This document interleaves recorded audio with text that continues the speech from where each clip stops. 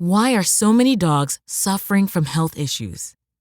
Actress Katherine Heigl, who's helped save over 16,000 dogs through her foundation, says she's seeing more issues with dogs' joints, odors, and health than ever before.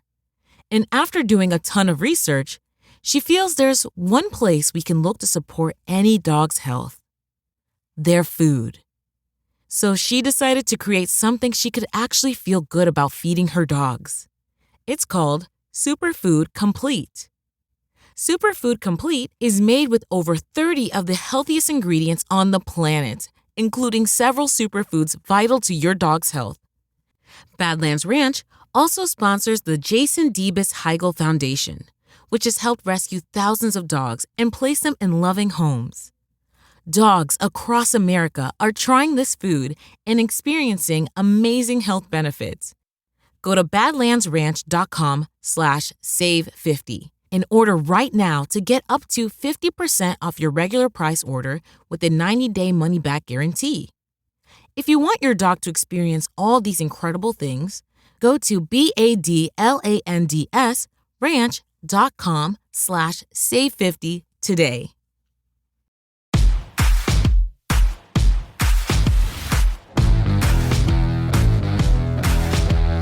Welcome to the Dogs Podcast with your hosts, Blake Reneker, Justin Charles, and Josh All. What's up, Browns fans? Welcome back to another episode of the Dogs Podcast, our first game recap. Well, hey, at least the Buckeyes look good. Man, I was like, man, at least one good thing went well this weekend. But no, obviously, game yesterday did not go the way we wanted to. A ton to unpack in today's live episode, our first live game recap of the season. A ton to get into, not just in the game, but just stuff with Watson now, signing a new player. So a lot of stuff to get into. We want to make sure we cover everything today in this live episode. We appreciate everybody who's here in the chat already blowing it up. It's stay in there. We're going to address as many comments as we can get to. Yeah. You guys know how we like to do it during these lives. I know this is going to be a fun episode. And it might be a long one. Or a therapeutic episode, to say the least. It might not be fun, but maybe we can cry with each other sure. Collectively. Do you want to do your disclaimer? Yeah, let's just, while we're just getting started and we're still, keeping it classy and everything, listen, if we're listening to this show live with kids in the car or at the house or at work, I'm just going to go ahead and tell you right now, we can recap. We can link back up later. Just listen to this later. There's going to be profanity. There's going to be a lot of things that you don't want your kids saying. So let's just... Forewarning, there will be profanity in this episode. If you don't want your kids to see grown men crying. Yeah. And swearing. Maybe if they respect us at all, maybe this isn't the episode for them. Before we unpack everything, though, and dive into everything, remember, if you want to get your intros and your voicemails on the show, head to thedogspodcast.com, tap leave voicemail. You can also check out the merch store there. We got some good stuff. If you're watching on YouTube, please like and subscribe. Make sure you tap the notification bell so you don't miss any of the new content we're putting out. A lot of highbrow content coming to you this season, depending on how the games go. So there'll either be a lot of celebrating or it'll be a lot of therapy sessions. So, make sure you guys have the notification bell tapped so you don't miss whichever one you guys need going forward. If you prefer to just listen to the show, you can find us on Apple, Spotify, and Google. You can also find us on all the major social media platforms at The Dogs Podcast. Lastly, if you're looking for more dogs content, head to jointhedogs.com, become an official Dog Pack member on the Patreon page, get access to the private Discord, get to be a part of the Discord Dog Pack members. You get to play fantasy football with us. Well, this year you'll get to hear about fantasy football, but you won't get to play with us unless you're into NASCAR, and you can play NASCAR fantasy with some of these guys. I hear they turn left. Yes. A bunch of times. A lot. Like 4 lefts about 500 times. Yes, an insane amount of times. Yeah, sometimes they crash into stuff and then go in the pits. I don't know. I don't get it, but I watch it when they crash. Yes. So if you want to, and you just get to hang out with Browns fans from all over the world, a really cool thing going on in there for this Chargers game. There's going to be a ton of Dog Pack members meeting up in Cleveland the night before and game day, kind of spearheaded by Kenny Mack. Myself and Kenny and our old pal John Nye are going to be out in Vegas. So if we have any listeners out in Vegas, hit us up. Me and Kenny and John are going to be out there for the Vegas game. So the Dog Pack's just kind of like a cool place to meet other Browns fans. And eventually we kind of meet up, in in person over time, over the years. It's been a really cool place. So we've had Dog Pack members on the show in the studio multiple times. So if you want to hang out with us, you want to be a part of the show, kind of get your fingerprints on episodes, just hang out with Browns fans, have people to talk about stuff 24/7, 365, head to jointhedogs.com and become an official Dog Pack member. So before we dive into everything, we do have a voicemail from Kenny Mack. We want to get to kind of talking about the game. The structure, I know I'm already seeing stuff about the Toney, the new Watson allegations. I think the way we want to kind of structure, we're going to talk game, since that was the most important thing was game. And we're going to then we'll move in to allegations and stuff like that. So if you have questions about what we're thinking about the allegations and about the signing of Kadarius Toney, stick around for the whole episode. We're going to cover all of it. Yes. So I'm going to play the voicemail in the chat, since we had problems with the tech in past weeks. If you cannot hear the voicemail, please start popping it in there and let us know that you can't hear the sound. But I think we should be good. So here's Kenny Mack. Yo, guys, it is Kenny Mack, and I don't know what to say about yesterday's game. I mean, it was a lump of coal on Christmas Day. And the biggest thing is with the off season, what's the one thing that we said on this show? So we don't want them coming out rusty. We want them to show something, whether they lose or not. But they showed nothing. They showed they were out of shape. They showed they had no continuity, and they just showed like they were rusty, and that's the one thing that we didn't want. The offensive tackle play was horrendous. Everybody wants to go on about Deshaun, but man, I really don't think anybody would have done anything behind that offensive line. And the frustrating part is when we got anything going, we would drop passes, have penalties, and I'm super concerned. Look, if you take a look at the last 6 games, and what I'm talking about is last year against Cincinnati, the Bengals game, the Jets game, and now this game. We've got blown out of every game. And if you take a look at the preseason, not much really changed. I mean, everything seems to line up as far as time of possession, plays called, but we're letting too many big penalties go, letting too many big plays go, and it's now a trend. I don't know what to do, but tell me your thoughts, lads. Bye. I'm out. So for me, with I said this talking all preseason. I said, I don't care if you look good in the preseason. I think it's a concern if you look bad in the preseason. We look bad in the preseason. Yeah. And almost every single issue that we talked about in the preseason transitioned to week 1. Almost. I did not think the special teams looked very buttoned up in the preseason. We gave up some long returns. We didn't give up any for touchdowns, but there were a couple that were like, holy shit. Like that guy was a shoestring tackle away from taking it to the house. And even yesterday, the first couple returns is like, man, that guy almost broke that. Yes. And then it happened. Then they do. Yeah. And it's a backbreaker because as bad as we were playing, it was still within reach, even heading into like the middle of third, late or early fourth. Yeah. Like the game was still in reach. The defense had played well enough, considering they were on the field for so much, that I'm pretty sure entering the fourth, or at least very late in the third, Dak was only like 13 of 25 or something for 150 yards and a touchdown. Like we were not just getting diced. I mean, There were still some things concerning things. We still can't stop a jet sweep. We still struggle against like a quick wide receiver screen, that kind of stuff. But we were at least making them earn it for the most part, and considering the fact they were on the field the entire time, it felt like, I thought the defense wasn't as bad as what the final score indicated, giving up 33 points. I mean, eventually you just get worn out and you just don't give a fuck anymore because you know what I mean? Like, Oh, yeah. We'll just play next week, I guess. We talked about that. I mean, the time of possession it was like midway through the third or whatever. It was double. Easy. They were on the field double, twice as much as we were. I mean, we had one first down the entire fucking first half. It was pathetic. It's weird. Honestly, at the game, when I think of my entire life, I've never been like, holy crap, one first down. It's completely unacceptable. Yeah, I mean, it's unacceptable. Justin and I were at the game yesterday, so if we were a little hoarse or whatever, it look a little drained, it's because we were up there putting up with that bullshit the whole time. I mean, first of all, the atmosphere in the stadium went to hell fast. Of course it did. Cleveland. It's Cleveland. I mean, I'm 3 and out on offense, starting to boo the offense. And I looked at Justin, I said, well, I don't really like it when the fans boo their team at home. I can't really defend the team. Yeah, it was We're not warranted doing anything. I'm not a fan of that either. I don't like that either, but I mean, honestly. I'm not booing, but at the same time, it's like people want to boo. I'm like, I can't stop fault it. them. I can't say, hey, don't boo. I think booing is acceptable at times, and yesterday was 100% acceptable time to boo. Yeah. I've watched Browns football my entire life, and that was arguably one of the worst games I've ever seen a professional football team play. That was so bad. We looked, what I say coming in out of the preseason, I said, I don't expect the offense to be fireworks week one. I just don't want us to be incompetent. I said, if timing's a little off, we're putting some good plays together, but there's a couple balls that are just out of the reach of receivers because we're just a step or two off. We'll get our timing and be hitting our stride weeks 3, 4, I just don't want to look incompetent. We look incompetent as fuck.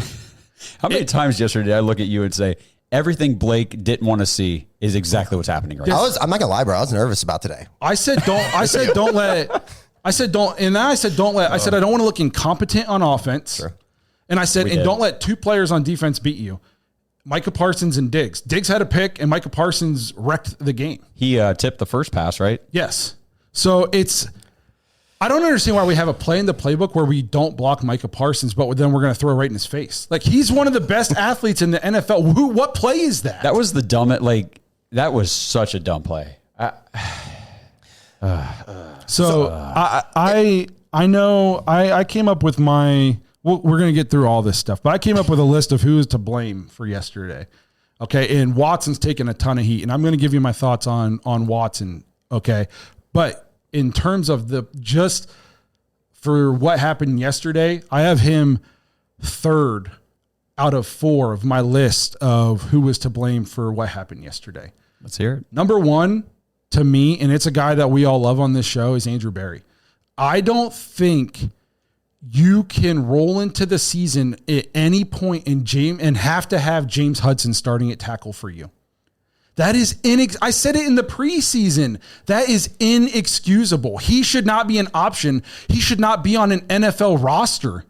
If we cut him, I don't think he gets signed anywhere. And he started in a game for us yesterday. Again. Yeah. I don't understand that. You can't tell me that throughout the entire offseason, there wasn't one left tackle or even a swing tackle or anybody that we could have signed to challenge him for that roster spot. There's no way you could say, especially that all your tackles were hurt. So to think, they really thought Jed and Jack would be back week 1. Well, that's poor planning. Your job is to plan for the worst and hope for the best as a GM. James Hudson should not be on your team, and he sure as fuck should not be starting at left tackle week 1. And I like Andrew Berry a lot. He should not be on the team, and that's a total fail by Andrew Berry. That's 100% a fail. That is on him 100%. That is what you can put out there at tackle to start week 1 in a big primetime game. You start James Hudson. I will tell you this too. Me and Josh, right before you got here, we kind of were feeling this out. And I was telling him, tackle was an issue last year. We had an opportunity to address that this year in the draft or free agency or whatever. And we just said, hey, we'll be cool with the guys that we got. And for me, there was such a huge collection of all issues. It was like a perfect shitstorm of everybody just not doing well or playing poorly, or the coaches got outcoached or executed, or everybody's tired. So that was my thing. Josh said, well, hey, we technically have 2 starting tackles, and there, you have DeJuan Jones as a viable starting, I would call it, a starting right tackle as your backup. But I'm with you. I get where you're frustrated. Especially here we are again. We as fans, I called this a month ago. I said James Hudson cannot play left tackle for you this season. He shouldn't even be on an NFL roster. We've seen this is now the 3rd or 4th year of James Hudson. Why does he keep making the team? I don't know, man. We are huge Andrew Berry fans on this show. I think he's a very good young GM. That being said, we've seen him do this multiple times with multiple positions where it's like we all see that it's a problem. And he, for some reason, his tunnel vision doesn't think it's a problem and just ignores it. And then in that season, it fucks us. It's been D-line, it's been linebacker, and now it's tackle. And just to be fair, too, I mean, we don't know what the conversations are. Maybe it's not just him who doesn't think it's a problem. Maybe he's getting input from the coaching staff, too, and these guys are saying, look, we're okay. If we got to play James Hudson for a game or two, we'll be okay. And whoever's input is getting them to that conclusion, you're wrong. It is terrible. I went back and I started rewatching the game today. I didn't get through the whole thing because I just fucking couldn't. But like even in the first, I think it was our second offensive drive, we were talking about like they kicked off. It was a touchback, so we get the ball at the 30. Oh, wait, it was an illegal formation on the freaking kick return team. So we're already 5 yards back. And then DeJuan Jones false starts the very first play. So instead of being 1st and 10 from the 30, we're 1st and 15 from the 20. Yeah. Like we just shoot ourselves in the foot over and over, and it started early and it just never stopped. Big news, Dog Pack. We are thrilled to announce we have a partnership now with BetStamp and Sign Up Expert, opening up an incredible opportunity for you to join some of our favorite sports books and get the best odds and new user offers this NFL season. Head over to our dedicated page at signupexpert.com/dogs, DAWGS, to explore a whole selection of sports books tailored to your region, each with unique offerings for you. If you guys are ready to take your sports betting to the next level this NFL season, head over to signupexpert.com/dogs, DAWGS, and check out the new user offers and the best odds on all the sports books. That's signupexpert.com/dogs. This episode is brought to you by Badlands Sports. Browns fans, Badlands Sports is your one-stop shop for all your athletic gear. Badlands started out perfecting and manufacturing the best balls in the business. Yeah, if that sounded dirty, that's more about your mind than my words. But hey, it's true. Baseballs, softballs, footballs, basketballs, volleyballs, soccer balls, you name it, and Badlands has engineered the highest standard sports balls available. And now they offer more than just sports balls. If you got kids playing baseball or softball, Badlands has batting gloves and bats to go along with both game balls and training balls. If you're into basketball, Badlands makes basketball specifically for indoor or outdoor use. Heck, Badlands even has all the equipment you need for pickleball, which is one sport that I hear everyone is playing, and yet I still never have. And I need to fix that soon. But don't miss the backyard game section of Badlands' website, where you can order everything you need for this upcoming outdoor season. Pool balls, backyard volleyball nets, croquet, bocce, horseshoes, cornhole, and more. Right now, you can get 10% off your entire order at Badlands Sports, BADEN sports.com/dogs, DAWGS, and use promo code DOGS when you check out. That's 10% off all the top quality sporting gear you need this season. BadlandsSports.com/dogs. So that is my number one person who I blame yesterday on. Sure. Number two is a combination between another guy that we're obviously super high on this show. It's Stefanski and / Ken Dorsey. There's no way that's how you have a team prepared for week one. Doug, that was unexcusable. I don't know. So we might see differently on this, Blake, but all I heard was, we don't need to we don't need pre-game, preseason games for, experience or to get chemistry or any of that. We're good. We're all ready to go. We don't need to play starters. That was everything that we heard, right? Yeah. Yeah. They were confident. That to me did not look like a team ready to roll out. Especially there was so much momentum. Like the city wanted to make that something special yesterday. We were, as far as a fan base, maybe not towards the third quarter when it was all Dallas Cowboys fans in there, but everybody was excited to let that go. We looked out of shape. We looked gassed. We looked completely checked out. Yeah, our leadership, we had no leadership out there on the field yesterday. No, the body language. I was seeing it on the replay today, and I was like, wow, it looks bad. But, in person, and we're up high, and you can just see the players on the field. They were checked out. They were pissed. Amari Cooper's body language was horrific. Deshaun Watson slamming the ball on the ground every time he gets hit because nothing's working. You could just see the frustration with these guys, and it's like, these guys, this unit, the whole team was a mess, but offense was not ready to go. And I thought Miles actually played pretty well defensively. Like he impacted the game. I think he was the highest graded PFF player. He had a sack. I think he had multiple pressures, but it was like first quarter and they're driving and he's on the sideline sucking wind. I'm like, it's the first fucking quarter. I looked at him and I said, who Alex Wright. Alex Wright. I said, Alex Wright. And I looked and I'm like, it's 1st and 10 in the first quarter. Where is our Where's our game changer on defense? Especially, correct me if I'm wrong, didn't they go straight down the field on that drive? Yeah, that was the one where they went down and we had the communication breakdown. Oh, my God. Thornhill's pointing to the back like, hey, get this guy here. And he turns around. He's like, shit, nobody's there. And Cooks just walks in. I don't understand like the conditioning. Like you said, we looked out of shape. It's the first quarter. Yeah.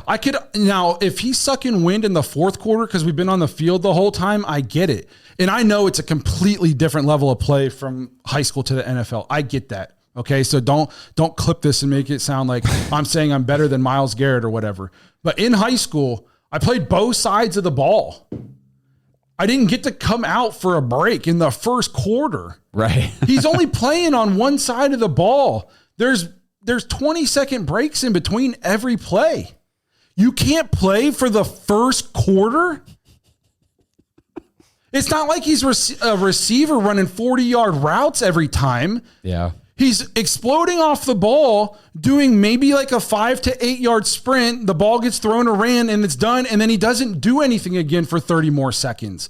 How can he not play every defensive snap in the first quarter? How are we that out of shape in game one? And you were talking about, Myles Garrett's our biggest playmaker on defense. He's reigning depoy, all that stuff, right? So I was reading an article today and they were, pretty much heaping praise onto the Cowboys for their game plan. They said the majority of the time when Dak was throwing, they would make sure that the play was a rollout away from Myles. And I'm like, oh, how fucking brilliant. You don't want to be back here to take a chance of getting pressured by this elite pass rusher, so just roll out the other way and make sure you slide your protection. Where's our adjustment? Yes. That's exactly what I said. I'm sitting there reading this on my computer. I'm like, where was our shit? Why didn't we do anything like that? I mean, Micah Parsons is pretty damn good. We know that. It's just unreal. We got out-coached by a guy who I think is a very like mid-tier coach. Like there's worse coaches than Mike McCarthy. But when it came time for the Browns to hire coaches, I was very much did not want Mike McCarthy. Yeah. And it's not like he's been on the hot seat already in Dallas before. And we got thoroughly out-coached. And again, I think Myles played a good game and he's obviously like our best player. For sure. Yeah. But I'm not critiquing his play. I'm critiquing the fact that we were so out of shape in game one that our star defensive player has to take breaks in the first quarter when you only play on one side of the ball in the first quarter. That is what kills me. So I'm not critiquing his play. I'm critiquing the lack of having guys ready to play in week one. That's what I'm critiquing here. So also, and then I don't know what the issue is, but we heard we weren't seeing this new offense in the preseason because we didn't want to give anything away. I'm starting to think there is no new offense. Yeah, they tricked us for years now. There is no new offense.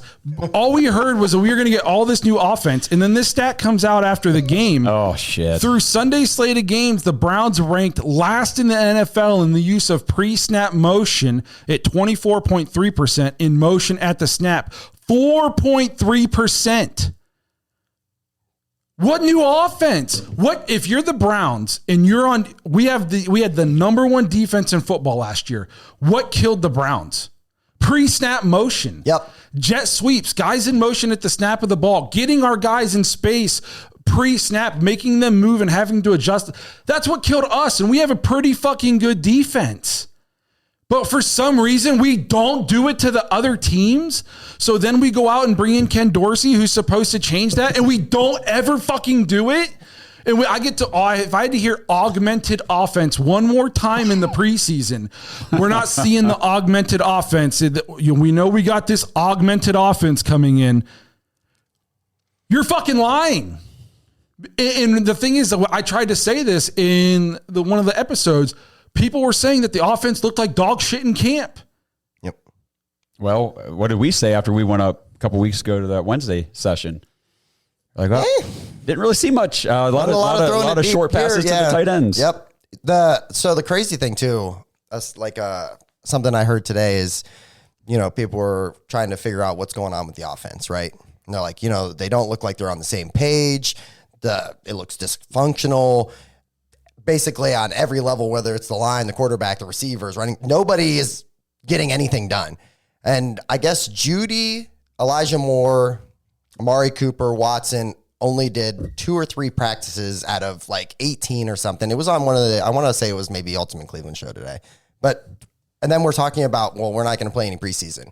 But then in the game, we're talking about, well, we have to create chemistry. I don't give a shit about chemistry anymore. If we need to create chemistry for these guys to play well together, then they should have played against Seattle. Yeah. Straight up. And I know you don't think preseason matters. I don't think the games matter. Right.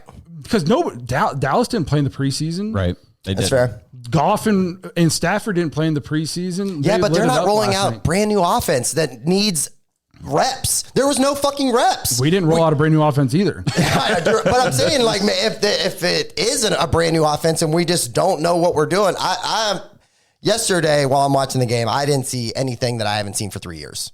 Yeah. Now, and I'll say this, which gets me to then where I put, I have Watson third on my list of people to blame for this game, is like Dan Orlovsky on ESPN said he would be thinking very hard about playing Winston. And I like Dan. I think he definitely knows quarterback play better than I do. And he's been pretty fair to the Browns. So I don't think he's been a Browns hater. So I think you can kind of take him at his word when he says stuff. And he says Stefanski can't call anything right now. We can't run anything because Watson isn't good at football, is basically what he said. He said he doesn't see the field. What he does see, he doesn't throw accurately.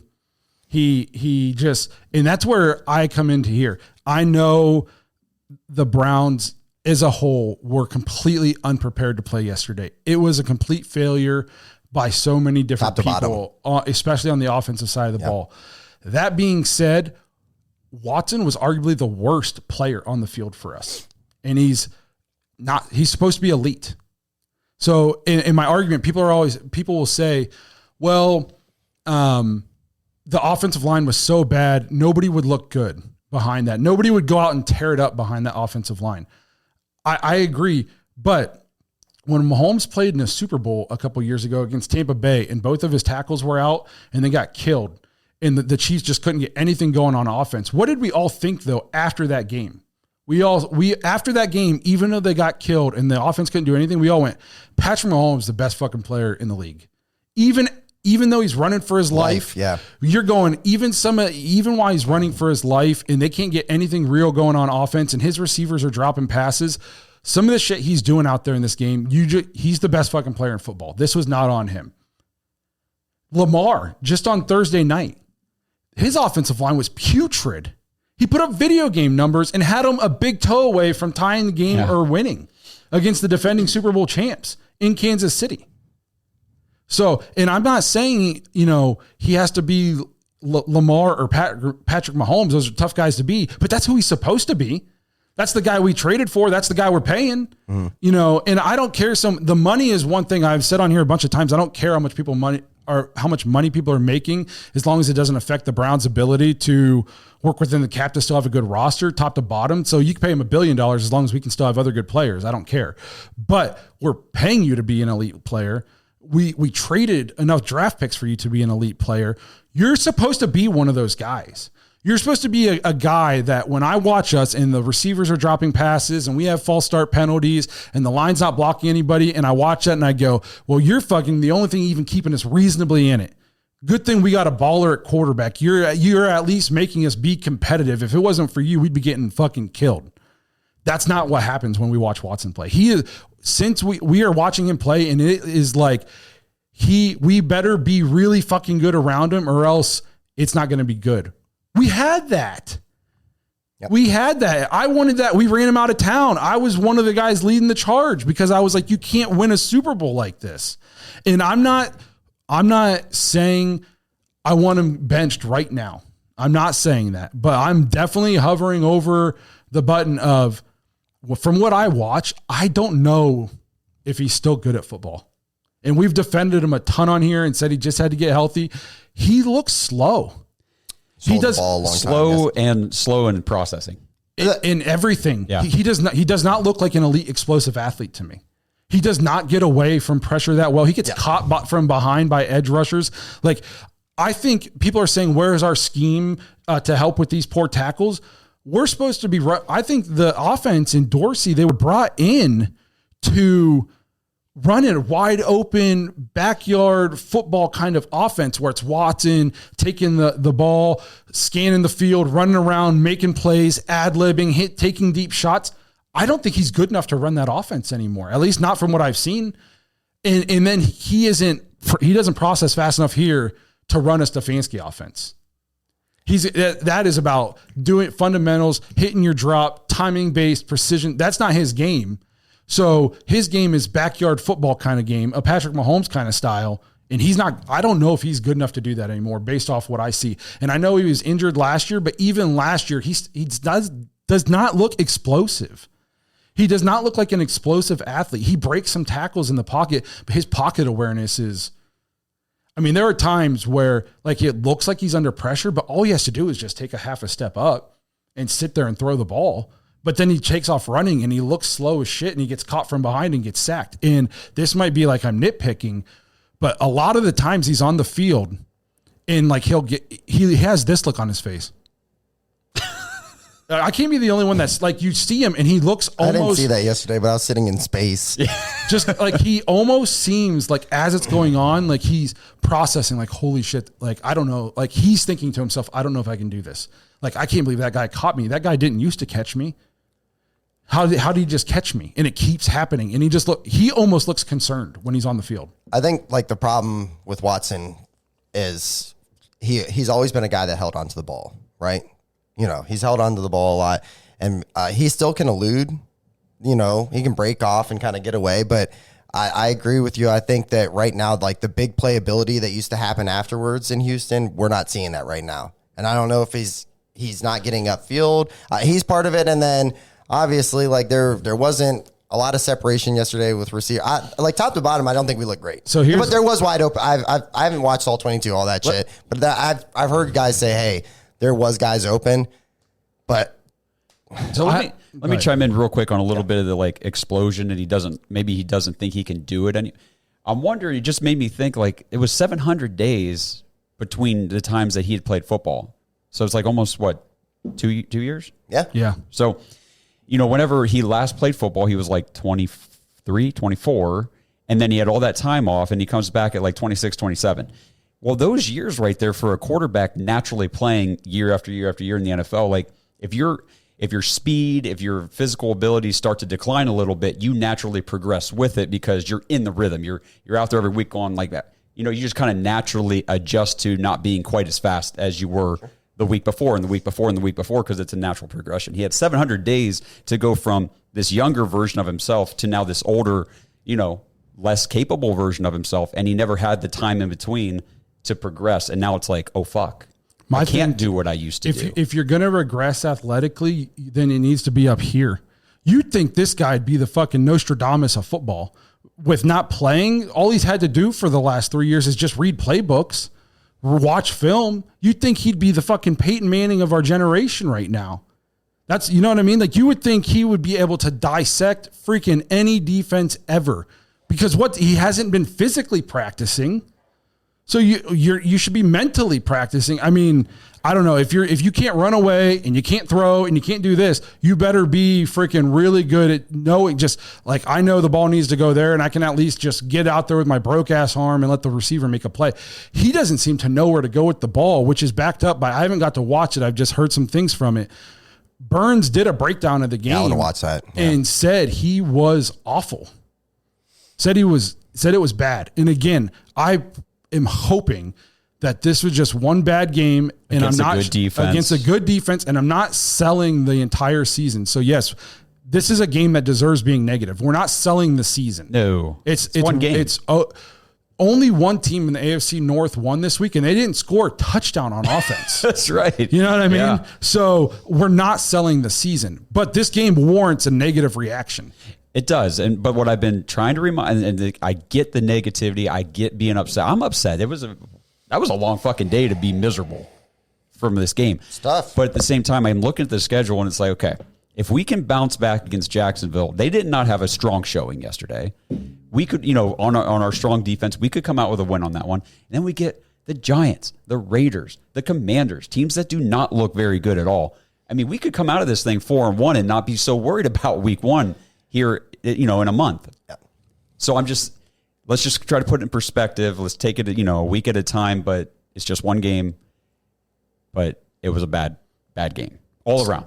And then my fourth on the list of where it went wrong yesterday. Oh, that was only 3 so far? That was only 3. Is there are guys on this team that we think, or at least thought were good, that I don't know if they're good.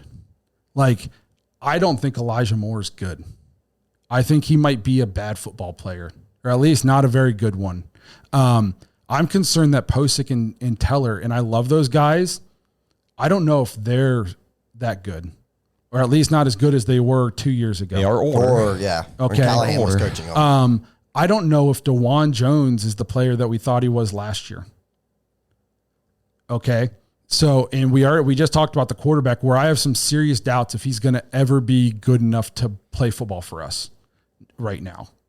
And I'm hopeful he can, and I'm hoping that we are seeing a much better person next week. But based on everything I've seen so far in the 13 games he's played for us in now, 2 years in a game, I'm not seeing anything that says top 10 quarterback. He might have had some good numbers in some games last year, some okay numbers in some games, but nothing I've seen says this is the guy who's going to take you to the promised land. Okay. And then there are guys, I don't know if Juan Thornhill is as good as we thought he was going to be. Fair. That one's fair. That's fair. That's sad, but fair. Okay. So there are some guys on this team that we thought were really good additions and were going to be really solid players for us that I just don't know if they are that good. We haven't been able to run the ball since week 2 last year. Dude, yeah, we need to talk about that because this is it's a problem. This is arguably the worst running back room in the NFL. Yeah, it's not Can you good. think of a running back? Zeke and Rico Dowdle is better than this. And this isn't Zeke. This is Zeke, this old man. This is Ezekiel. Ezekiel. Okay. Yes. I don't know. Like, we think of a running back room that's worse than ours. I'm sure there is, but we got beat down there. Jerome Ford he can't do it. I mean, it's like in the NFL, the holes are there and gone. You got to see him and you got to hit him. And you got to hit them quick. Yes. He does too much shit in the backfield. Okay. And he never cuts. Lateral. And he runs a lot. If there's not there to be a good NFL running back, sometimes there has to be nothing there and you still make something of it. I'm not saying it to be Nick Chubb where there can be nothing and you take it 60 to the house, but if there's nothing, still get me 3 or 4 sometimes. Everybody's talking about how we hardly ran the ball. One, it's hard to run the ball. I think I saw on over half of our drives, we were starting 1st and 15 or 1st and 20. Tough to run the ball then, especially when we're only going to get 2 yards, if that. And then we got down. Yes. And then you really can't run the ball. So this is arguably the worst running back room in the NFL. The wide receiver room, I think, we all know, we think, Amari Cooper is a very good wide receiver, but we are missing we don't have a CD Lamb type player. You know what I mean? Like Amari Cooper is a very good wide receiver. I think he's like in like the 11 to 12 range in terms of wide receivers in the NFL, somewhere in there. We don't have like an alpha guy that you just have to game plan around. His athleticism and his speed, it doesn't matter if he's covered, you just throw it to him and he's going to burn you. We don't have that. So like a guy like Joe Burrow can elevate his offense with poor offensive line play because Chase and Higgins and these guys are open instantly. And if they're not, you just throw it and they'll make a play. We don't have that. We don't have anything like that. Everything we have to do it has to take a little bit of time, or at least like we got to have somebody he has to have a better inclination where he's going to go pre-snap so he can get rid of the ball quicker. And basically like the main guy is like, you just throw it to him and he's going to make a play, whether he's covered or not, is usually Njoku. But like yesterday, that one crossing route, he's wide open. He's got at least 10 yards of yak in front of him. Flips. No, I'm talking about the one that he just straight up dropped. And he was like, are you fucking kidding me? Are we doing this again? And if you guys haven't been following, if you're listening, whatever, Njoku's got that high ankle sprain. So I haven't heard like a timeline. I saw potentially surgery, but that was this morning and they were going to evaluate, do the MRI thing. So either way, like now we're down a top weapon. Yeah. And tight end's a position where it's Akins. That's it. That's another. We talked about tight end. We did so much. and we never added one. No, nobody. So it's just, and the thing is we already can't run the ball, and Njoku's a very good run blocking tight end. And so now that's going to suffer even more. Yeah. I don't know. Again, I'm not selling the season because I've seen enough out of Kevin Stefanski, hopefully in the last 4 years, he's won Coach of the Year twice, that he's going to make adjustments to the offense. Like he's going to be like, this was total failure. What do we need to do? And I believe that he will work on it. But it was to me, we looked like a JV team. We were even out physicaled. Like the play that Njoku got hurt on, he got freaking leveled. Did we level anybody yesterday? We were supposed to be like the big bad defense. We had one big sack on Dak early, but they looked like they smelled blood in the water, and they put it on us. And they just put it on us. Yep. And we just cowered. We just cowered away. That is what was hard to watch. So those are my 4 reasons why the game went the way they went yesterday, and why the last 2 are reasons why I am not panicking on the season, but I think there's a legitimate case for concern going forward into this season, is based on those last 2, and the fact that Kenny Mack has talked about it a bunch in the Discord. Since we clinched at the Jets game last year, we've gotten blown out 3 times. Yeah. Yep. Since we clinched. We have not played a good football game since we clinched the playoffs against the Jets. What do you want me to do? Shave my beard? What do you want from me? I want Jesus Christ. to shout out Kenny Mack again too, because one of his major preseason worries. He harped on this on a ton of our episodes and stuff, and especially like in the Discord. He was like, why is our offense, I know it's just preseason, why are we focused so heavily on tight ends and running backs? Every single game, a tight end or a running back was our leading receiver. Every single game. We're not getting the ball to the receivers. There's nothing developing downfield. None of that stuff. Come into week 1, same damn thing. Tight ends led who was our leading wide receiver? Judy, right? With 3 for 25. It was Njoku and Akins were the top 2 pass catchers. And it's one of those things, like I said, if you look good in the preseason, it doesn't really matter. But if you're having glaring issues in the preseason, there's a chance those are going to translate. And I think now we know, like, that's moving forward into future years. We really got to take that seriously. Yeah. Whether it's the starters or not, because this is what we're seeing. That's why I said, I don't care if you look good in the preseason, but I definitely am worried if you look bad in the preseason. And we looked bad in the preseason. So that's my thoughts on the game. I think we covered a lot of stuff. I don't know. Did you guys want to dive into more? Or did you want to just mention real quick so I know we saw it in the chat earlier. We talked about it before the show when the clips going around social media. Watson tried to help Teller. I think was it Bitonio? It was Bitonio. Bitonio tried to help him up, and he like kind of waved off his hand. Everyone was like, "Oh, the team's falling apart. Chemistry's gone. They hate each other." Yeah. Go ahead and So Joe Thomas last night tweeted it out, and he basically said, for an offensive lineman, especially an older offensive lineman, we're talking he's in his 10th or 11th year now, they're like turtles. They can't get up off their back, pretty much. So basically, he has to roll over onto his stomach to get up. And push himself up. Yeah, he said for Watson to come over and try to pick him up, not only, he said when you're younger, you can kind of roll into it, right? And just kind of get up real quick and make them feel like they helped you up.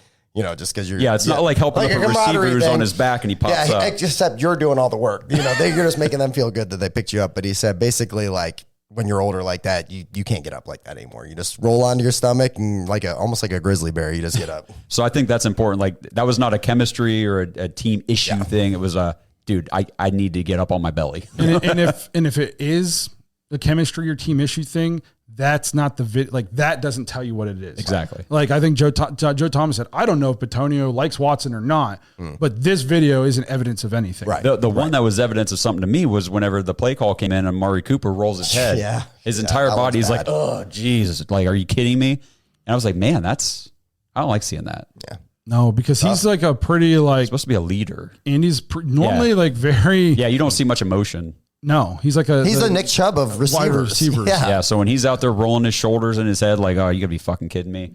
Cowboys fan here. Congratulations. Yeah, there was a ton of you assholes at the stadium yesterday. Oh, we were in the Hornets Nest. Oh my God. It was just there were Josh, and my two mom. Guys and that I don't know how they got out of that stadium without getting their asses kicked. Oh, they probably did. Well, that's true. dude. Oh man, it was bad. But anyway, we won't It go was there. very epic. Anybody in 512 that was hollering at the boy band group The guys that were braiding each other's hair. Yeah, the braid. Yes. I'm not going to repeat what I said to them about that. We'll leave that. Oh, I guess no, we're not doing that. It was along the lines of, we know what you can use for the gel. I did not say that. But yeah. Anyway. Well, So what are we diving into next? Because the game was.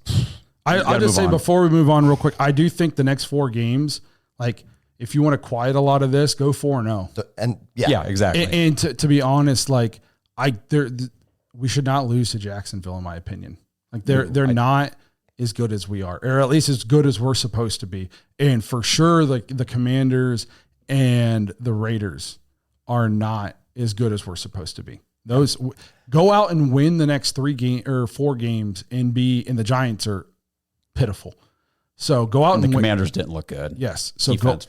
go out and win those games and be 4-1 and let's look good in those 4-1. Again, I'm not saying that like stats and all this stuff. I don't need 400 yards passing and stuff, but I need Watson to like look significantly more comfortable and better in throwing the ball and all that good stuff. So, but again, this game warranted a negative reaction, but we're not sold on the season, and I'm not selling the ship on anything.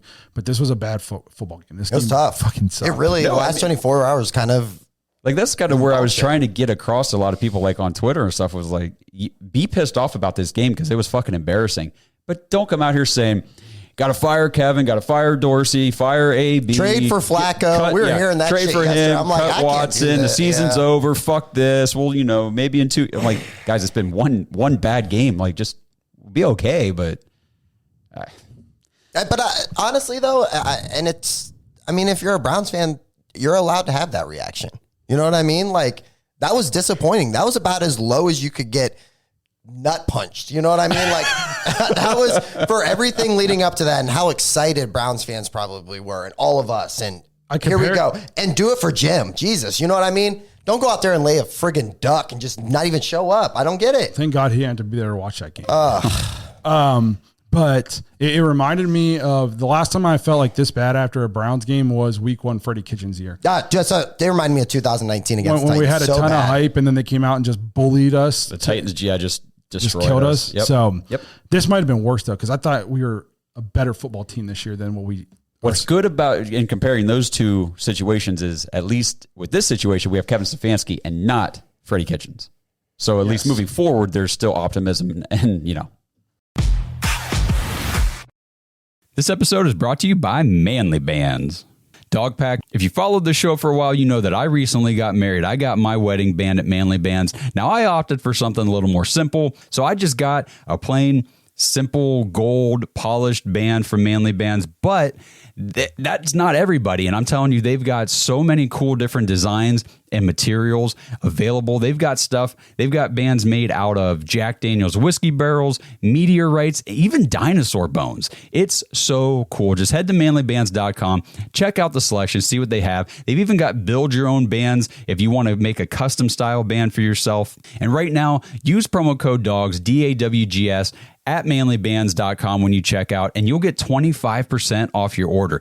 25% is a big deal. So make sure, if you guys are looking for a new wedding band, Blake mentioned last week or two on the show that, he's lost a lot of weight in the last year. And so his wedding band is a little too big for him. So he's thinking about getting a new one. And I told him, I said, just go to Manly Bands, see what they got. And the 25% off your order is such a great deal. You really can't beat it. So at least go check it out, see what they have. They've got some really cool stuff. And again, promo code DAWGS, DAWGS, if you decide to buy one, and you'll get 25% off of that purchase.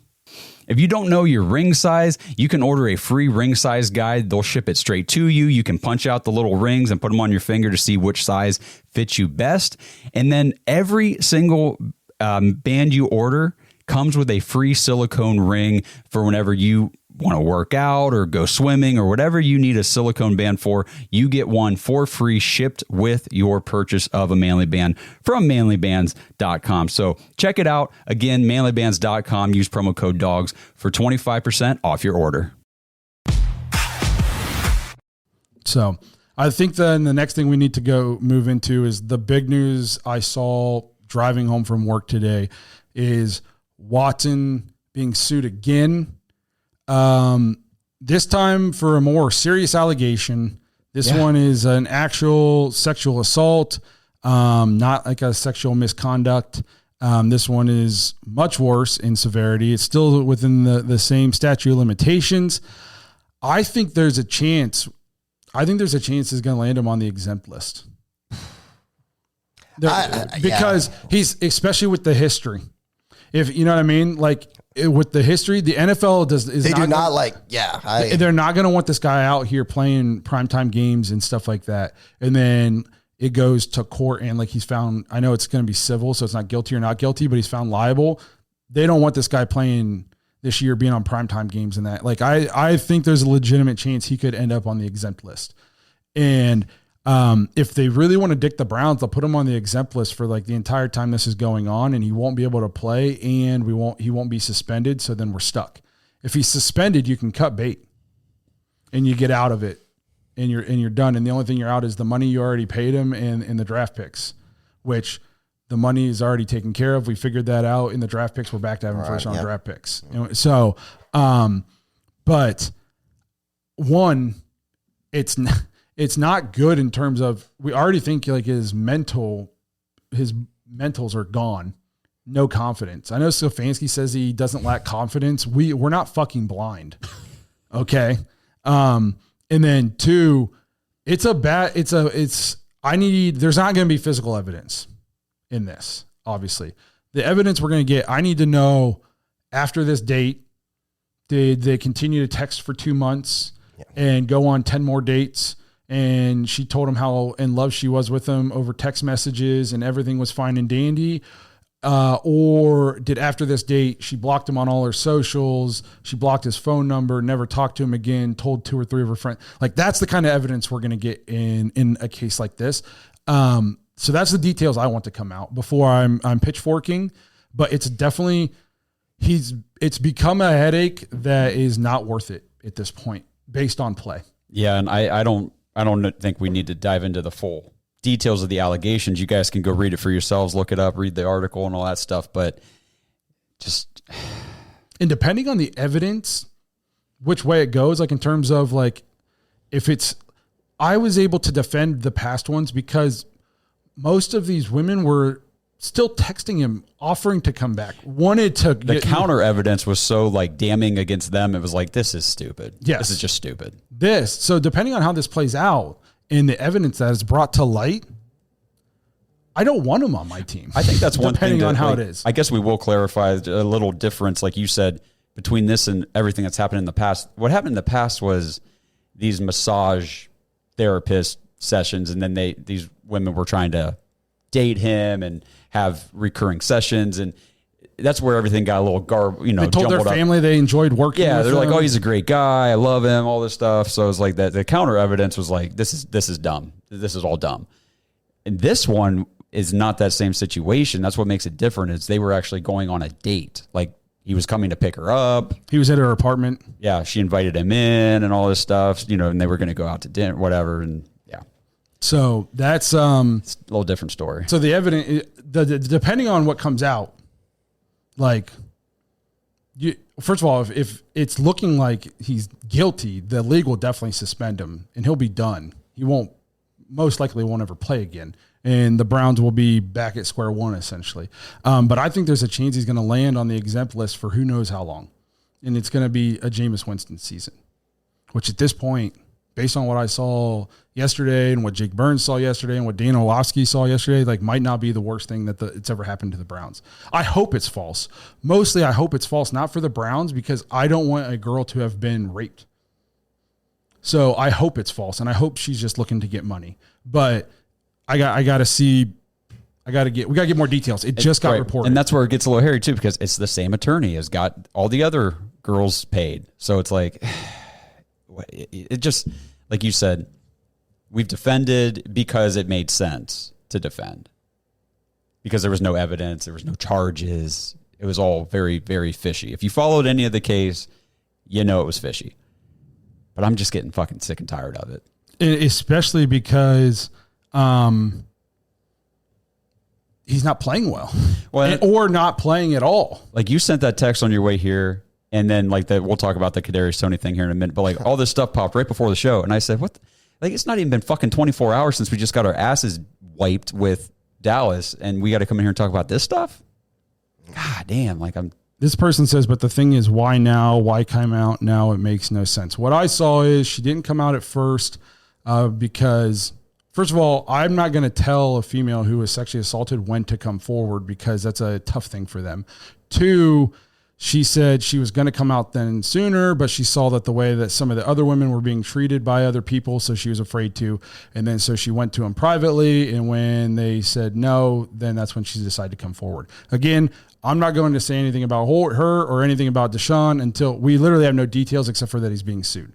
So I don't want to say all this way or all this way until we have more details. But just based on, it's different, first of all. So he's not immune from this in terms of the NFL. It's a different situation. Right. And this would 100% put a suspension back in play. But like we said, at this point, it's just not fucking worth it right now. It's just, it's too much. Like it just, when you think you're past it, now it's something else. And we've been the most staunch supporters of it. Yeah. And it's just getting to the point like, if he threw for 400 yards, and I'm not saying you can rape chicks and then throw for 400 yeah, exactly. yards. Don't hear what we're not saying. But we don't have the details yet. So I can deal with, if you're playing well and we have to deal with a headache until we learn more. Okay, obviously if it comes out as true, I don't care how many yards you throw for, you have to be gone and most likely just should be murdered. But like it's not even just having to deal with any distractions. Anything outside of him just watching film and practicing football is more than a headache than he needs to be worth right now because he's not playing well enough to be a headache. That's fair. I mean, what you're saying is legit because in sports, especially, we see this all the time. Like there are guys that Antonio Brown was a perfect example. Like what a fucking headache for the Steelers. But you know what? It was kind of worth putting up with the headache because he was producing like crazy on the field. That's just the way it is. And then there reaches a breaking point where you get too crazy and you have to get gone. Yep. But in sports, you can deal with a locker room headache to a point. If, like you said, AB is arguably, he's like one of the better wide receivers, honestly, in like NFL history. Yeah. Kind of look at like OBJ. I mean, he was a headache in locker rooms, but they dealt with him because he produced. And lately he has not produced and he's been in a different locker room every year because he's not worth the headache. Exactly. And it's the same with like what we've said with some backups. You don't have certain backup quarterbacks because it's not worth the distraction. Exactly. Yes. So we can't have off the field distractions. I don't want my GM and my coach answering all these questions all the time for a guy who had 30 yards passing at halftime. Yeah, and I don't want to have to talk about it on my fucking podcast. I want to talk about the game. Yes. I don't want to talk about this shit anymore. Yes. So, but I think again, that's speculation, but I think there's a real chance he ends up on the exempt list. At this point in time, like, I mean, again, like you said, speculation, but it's in the range of outcomes. We got to bring it up. Yeah. Why, if you're the NFL, why would you not put him on it? You know what I mean? I'm kind of with you. Like I'm kind of fully expecting it. I mean, I wouldn't be shocked the way that they went after him. You know what I mean? Like how many times do we think, there isn't anything? You had people saying there was no actual evidence and no, all the stuff. You broke it down, but NFL brought down the hammer. I wouldn't expect them to not do it again. If he didn't do it, allegations are just, again, I agree. We've said that forever. Yep. And that's why I said we need more details to come out. It just got reported like 45 minutes ago before we started this. So we don't have any. We have previous history of allegations being enough to suspend. Yes. Because that's exactly what happened. And the exempt list isn't even suspended. That's just exempt. Yeah, it's just you're just like in purgatory. Yeah, like we don't really know what's going on with you, so we're just gonna not let you play. Yes. What's his Blake? Have you WQ? I don't know what that means. Have you watched TH? I don't know. I don't know what that means. It's supposed to be all one. Blake, have you watched? We're gonna need the rest of that sentence. Help me out, brother. Finish it. Keep going. So, yeah, it's. It's just not a great Monday to be a Browns fan. It's tough today. It's tough. Like Sunday can't get here fast enough to get another, unless it goes to shit again. But like, I almost wish we played on Thursday. Yeah, I know, just to get it in and get it out. Just to get this game gone. And so we don't have to spend the next 5 days talking about this, and we could just turn the page and just get to another game. Like if we can come out and take care of business against Jacksonville and look significantly better, and we put up 30 points and the offense is clicking, and maybe we send somebody in fucking motion every once in a while. Winning does a lot. Winning will do a lot for chemistry and, the vibes of a locker room, which... I mean, defense comes out and gets 6 sacks against Trevor Lawrence. We win by, 14 points or whatever, a couple scores, and we just... I take that as a huge... If we just kind of bully them up front for once on both sides, then it's like, okay, we're cool. But yeah, we just need to get there. Yeah. Is Kevin bad at scheming guys open like Andy Reid? No, I think by all evidence throughout his career, there's guys been open a ton. We just haven't ever had a quarterback who gets him the ball. Right. I mean, like Baker did it for a year, and then the next year, you saw the Odell video that got Odell out of here. I mean, he was just running around wide open. We all saw it with our own eyes. And then now Jake Burns broke down yesterday's game, so there was tons of guys that were open, and he's just panicking in the pocket. One bad game, and he's hoping Watson gets suspended. First of all, we didn't say we hope he gets suspended. We said that there's a chance he'll be put on the exempt list. That's not being suspended. That's just. And I think what he's saying is, like you said, if he's going to play like he played yesterday, it's not worth the headache. It's not a huge loss for us, which I think that's a fair statement. If that's the quarterback play that Deshaun Watson's going to put out week in and week out, then whether it's him or Winston or DTR, it don't really fucking matter. If that's the play, take allegations aside. If that's the play you're going to get, honestly, he shouldn't be your quarterback in a month anyways. He should be your backup. That's all you're saying. You know what I mean? That's all I'm saying. So now, if it was just a bad game, he comes out, lights up the Jags, and everything's cool. Like obviously, yes. I prefaced this before we got into this as saying we're not panicking on the whole season, and I didn't even say I was pressing the panic button. I said I might be like inching my chair a little bit closer to the panic button, but I'm not in full on like gonna have a meltdown over the season. We still have 16 games left, and we have some very winnable games coming up. Yeah. Well, you want to dive into the last piece of news? Yes. And Tony, were you the guy who joined the dog pack a little bit ago? Yes. I was going to ask him, are you a season ticket guy? Because if you are, link up with me, man, at the games.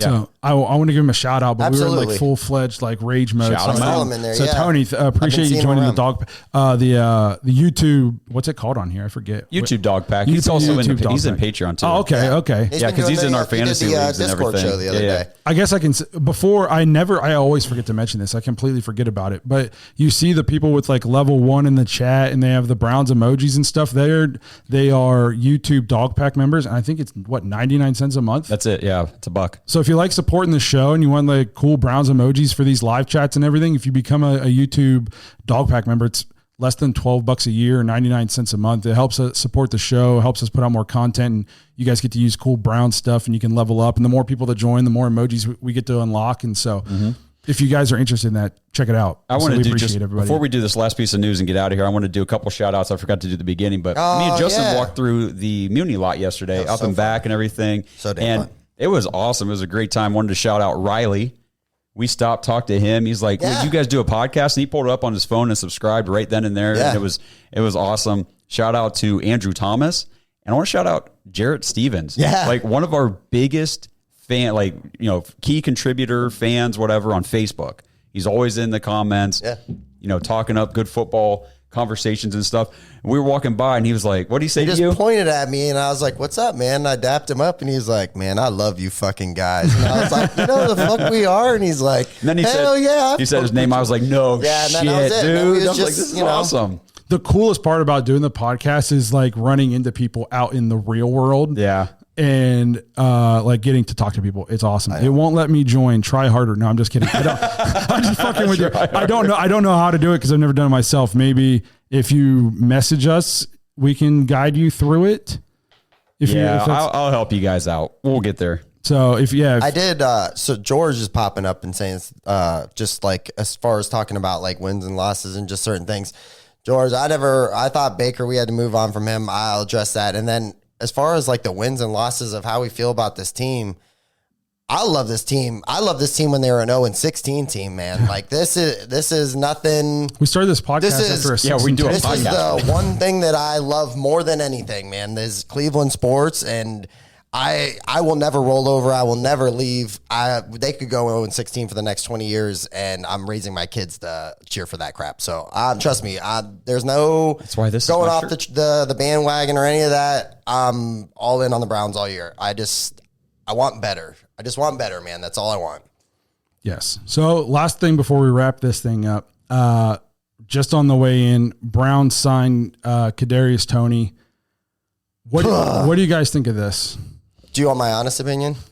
Yes. Okay. If No, he's- we want you to lie. If it's for wide receiver, I'm out. This is the worst. This is just, to me, this isn't it. I think it could be interesting as far as a special teams move and maybe even as a running back. I think it's intriguing. But for me, from what I saw from him, he couldn't stay on the field. When he did get on the field, yeah, good to see you, Aaron. When they did get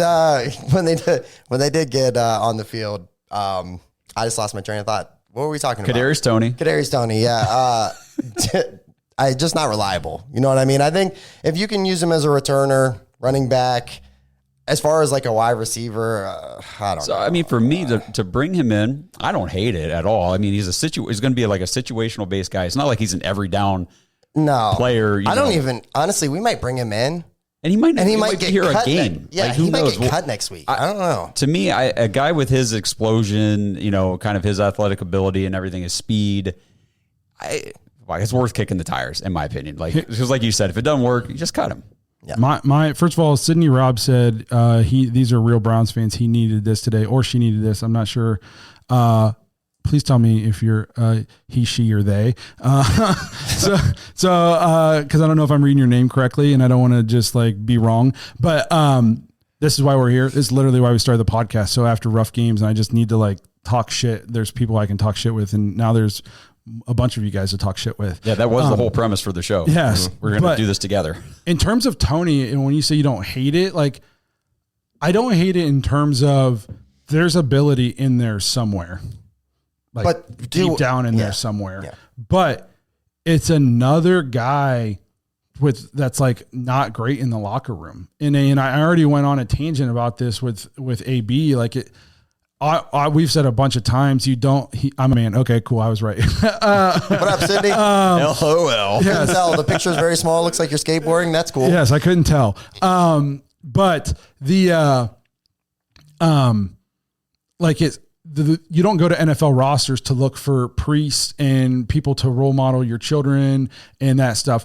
But at some point when building a roster, I do think like character and how you are in the locker room do matter. And it's just another guy who everywhere he's been has been a locker room headache. And we're just bringing him in a week in which we just got fucking murdered at home.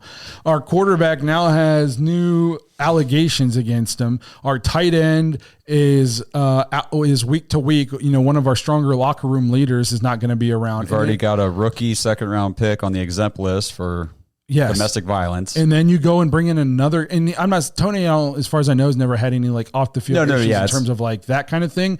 But every stop, he just hasn't been great in the locker room.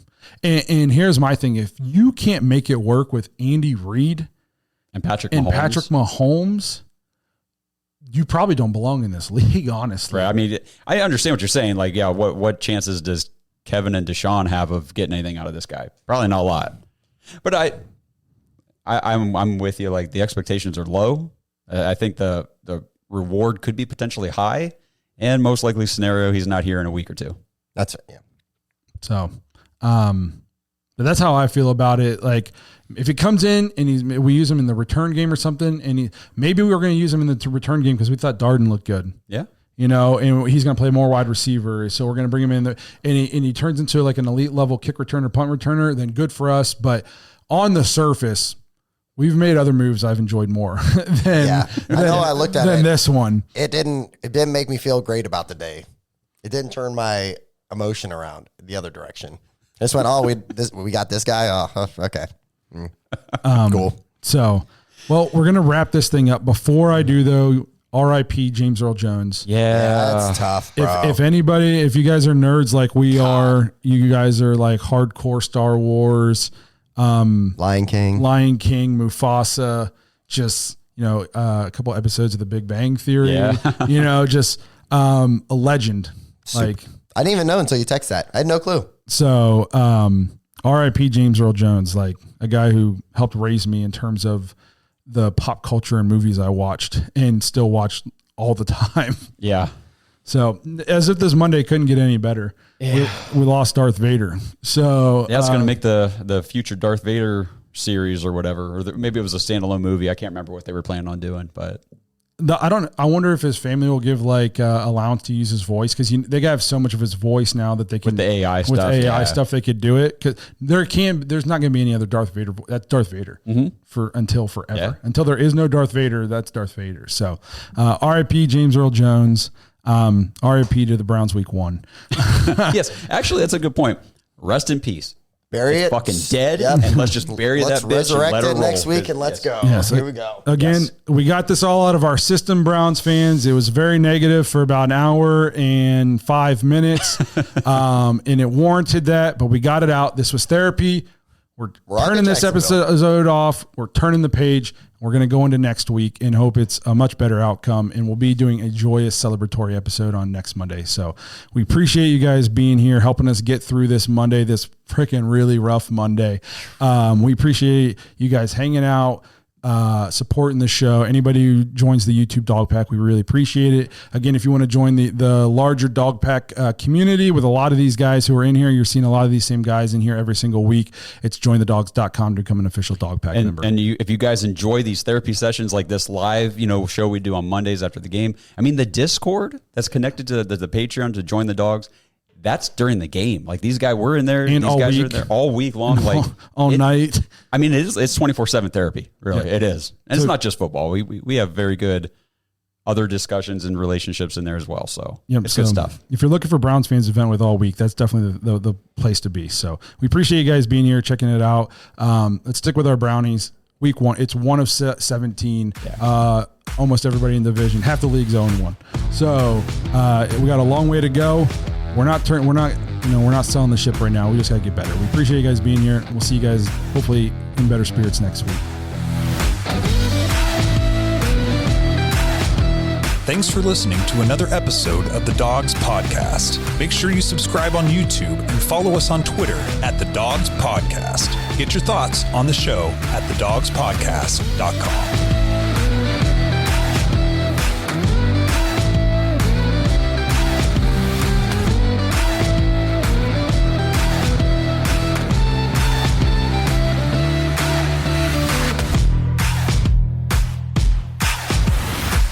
This episode is brought to you by Danger Coffee.